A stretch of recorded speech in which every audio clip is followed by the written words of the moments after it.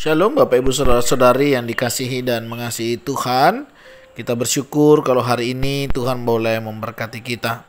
Mari sebelum kita membaca merenungkan firman Tuhan, kita berdoa. Tuhan, terima kasih, kami mengucap syukur untuk kasih setiamu di dalam hidup kami. Terima kasih untuk berkat-Mu, sampai hari ini Engkau boleh menjaga dan memelihara kami. Sebentar kami akan membaca dan merenungkan firman-Mu.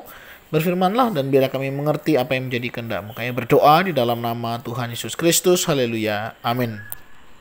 Ku rindu setiap waktu hidup di kebenaran-Mu, bukan dengan kuatku, namun karena Roh-Mu. Yesus, yang ku pegang teguh. Ayat firman Tuhan hari ini terambil dari kitab Injil Markus, pasal yang pertama, ayat yang ke-14 dan juga 15. Sesudah Yohanes ditangkap, datanglah Yesus ke Galilea memberitakan Injil Allah.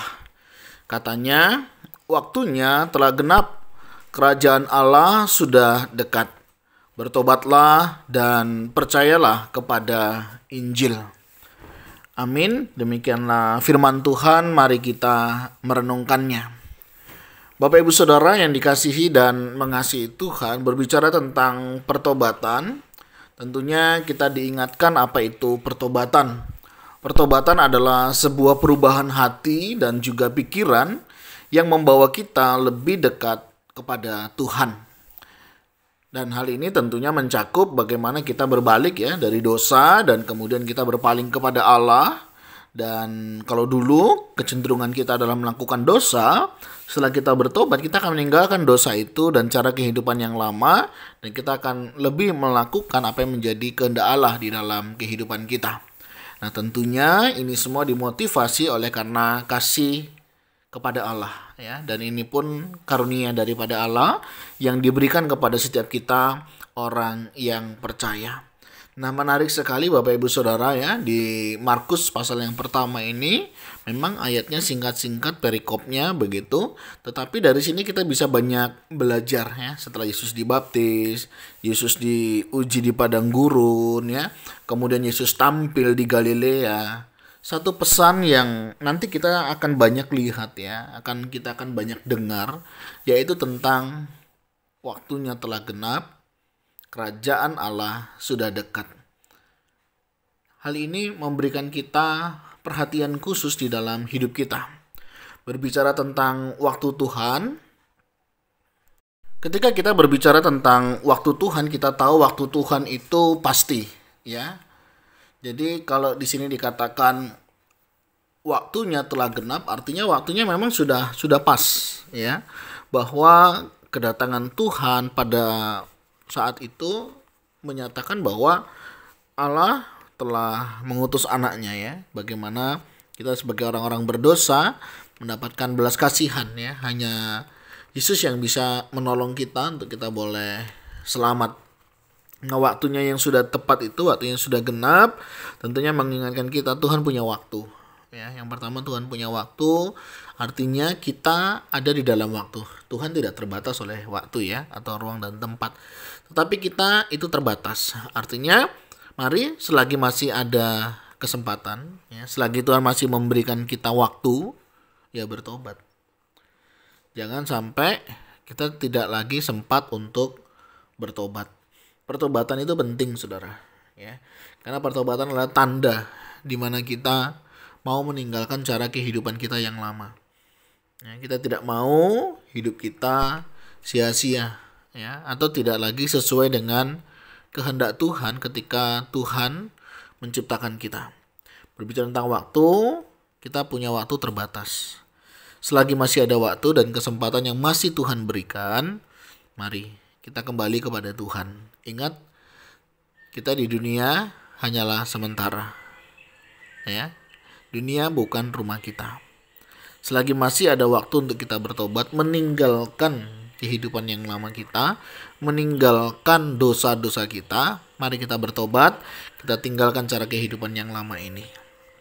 Nah, tentunya sebagai orang yang sudah bertobat harus ada buahnya, ya. Harus ada buahnya. Apa itu ya? Buah pertobatan. Ada, mungkin kita sering mendengar orang Kristen KTP. KTP bukan hanya berbicara identitas kita Kristen, tetapi KTP di sini yang saya maksud adalah Kristen tanpa pertobatan. Ada banyak orang Kristen, ya, itu tanpa pertobatan.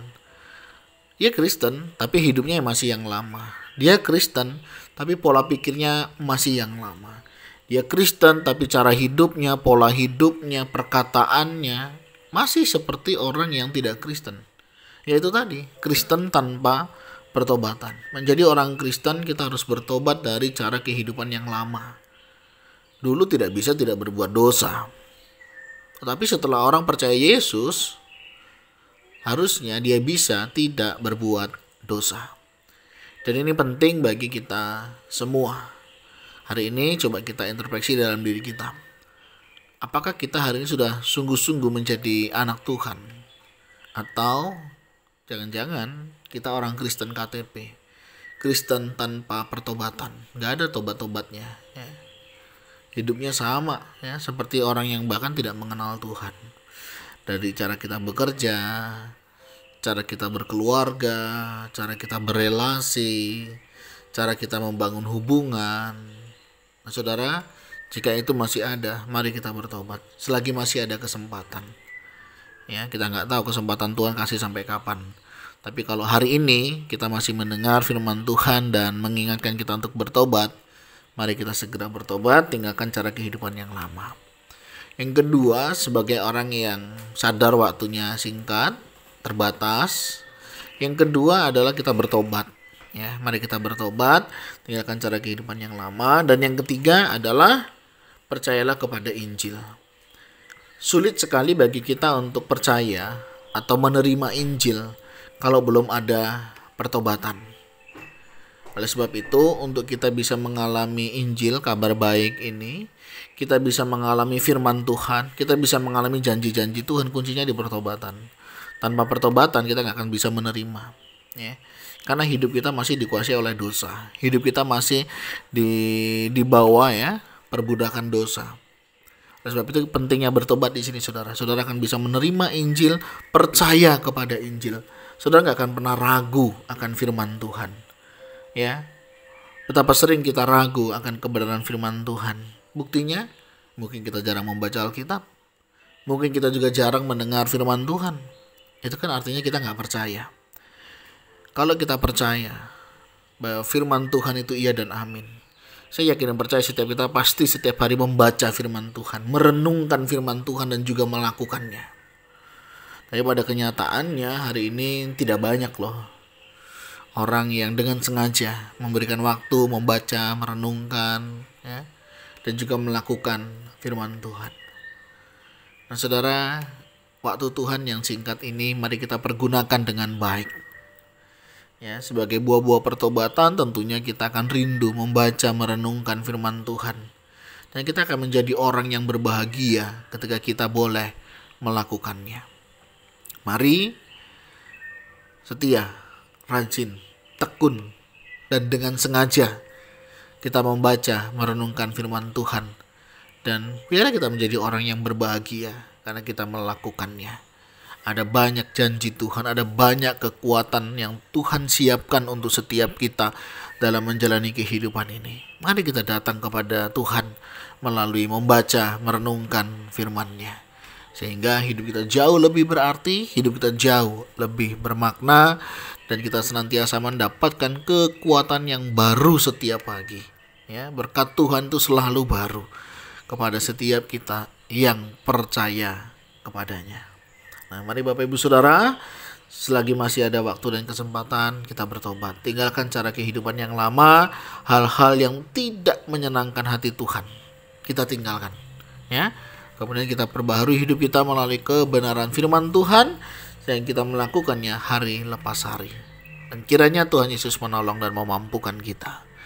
Tuhan, terima kasih, kami bersyukur kalau hari ini Engkau masih memberi kami kesempatan untuk kami boleh datang kepadamu. Terima kasih ya Tuhan untuk kasih setiamu yang senantiasa membawa kami untuk kami juga boleh memuji, memuliakan namamu.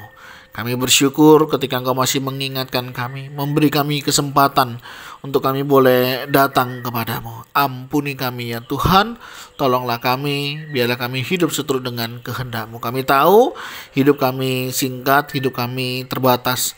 Oleh sebab itu Tuhan, selagi masih ada waktu dan kesempatan, biarlah kami juga meninggalkan cara kehidupan kami yang lama dan kami hidup dalam kehidupan yang baru bersama dengan Engkau. Berkati kehidupan kami pribadi lepas pribadi, dalam usaha, dalam pekerjaan, dalam relasi, dalam melayani. Tolong kami ya Tuhan menanggalkan cara kehidupan yang lama, sehingga motivasi kami melayani, motivasi kami melakukan pekerjaan, motivasi kami melakukan segala sesuatunya, semuanya untuk hormat kemuliaan bagi nama Tuhan. Dan ajar-ajari kami tetap percaya kepada firman-Mu, meyakini bahwa firman-Mu iya dan amin, sehingga hal itu yang akan menolong, menguatkan, meneguhkan iman kami di dalam kami mengiring Engkau. Terima kasih ya Tuhan untuk kasih setiamu. Kami berdoa, kami mengucap syukur, kami juga berdoa untuk setiap kami yang mungkin ada di antara kami yang membutuhkan pertolongan-Mu di dalam perubahan, di dalam pertobatan. Bila kami juga boleh bertobat, kami meninggalkan cara kehidupan kami yang lama dan melakukan apa yang menjadi kehendak-Mu. Terima kasih ya Tuhan. Ini doa seru kami yang kami naikkan di dalam nama Tuhan Yesus Kristus. Haleluya. Amin. Bapak Ibu Saudara, demikian renungan kita hari ini. Kiranya boleh menolong dan mengingat-ingatkan kita untuk waktu yang masih Tuhan berikan, kita pergunakan dengan sebaik-baiknya. Dan mari kita tinggalkan cara kehidupan yang lama dan percaya kepada firman-Nya. Tuhan Yesus memberkati kita sekalian. Shalom.